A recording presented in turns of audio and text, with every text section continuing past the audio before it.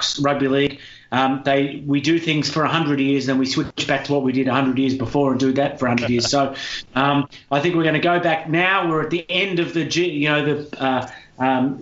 Plesiozoic era. We're about to enter the Jurassic era, and the World Club Challenge is about to switch back to the end of the year. Because everyone's forgotten why we moved it back to the start of the year in the first place. So that's going to be fantastic. 2 World Club Challenges in 2019, guys. We'll really know what's going on between the northern and southern hemispheres then. No, I don't think this year. Okay. Next year. Yeah, next year. So whoever wins so maybe this year, whoever wins the comp, there won't be a game. It'll be a bit of a leap year. Then the following year, instead of fighting constantly to organise it, because we only just found out who's in it, we're actually going to take it out of the winning team's hands in 2020. We're going to flog it, as I said, as a domestic product to a British city and have it the week before the Kangaroo Tour starts.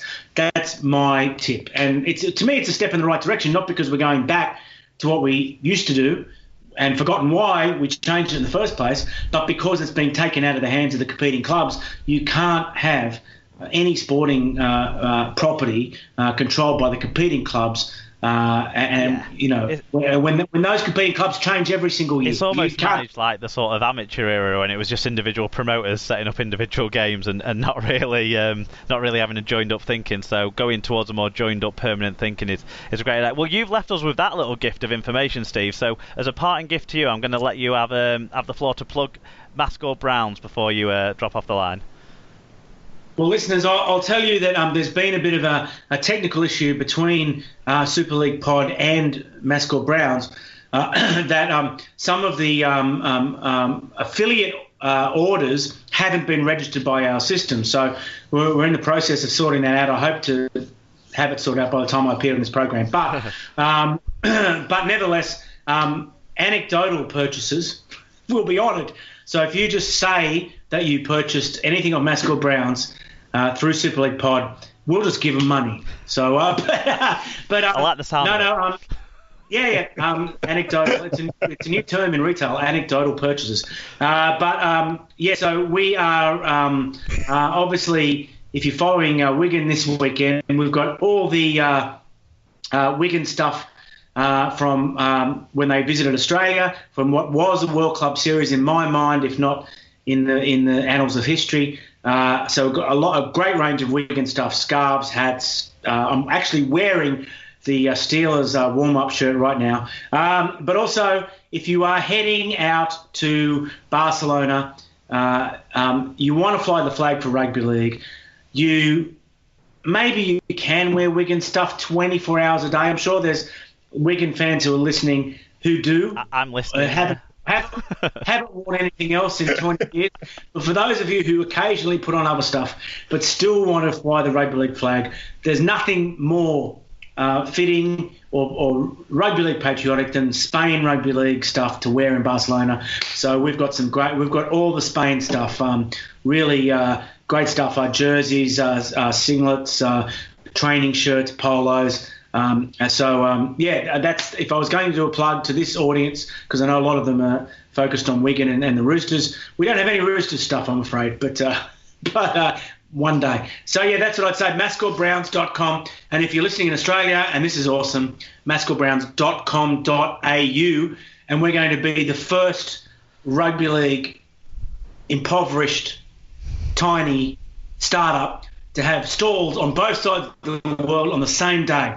This Sunday, because we're going to be at a Glebe Dirty Reds game in Sydney, and we're going to also be at Leeds versus Salford at Salford. So that's never been done before, at least by us. And will you be selling anything at the DW as well this weekend, or is it Salford to get your gear in person this weekend? I can mascordbrowns.com.au, mascordbrowns@gmail.com. I can bring stuff to the DW, but we don't have a pop-up plan. I'm working as a journalist, also, Wigan have got their own. So even though Wigan own the stock and they kind of help us sell it, they don't want us underselling their stuff with their stuff. So then they're not exactly encouraging us to come in and sell 2018 stuff, and I can understand that completely. No, so that's great, Steve. Thanks for being on. Alan, thank you as well, and hopefully we'll all enjoy the game, and you guys will be wrong, and we're going to win. Yep. Let's all get out there and buy some anecdotal items. Great stuff.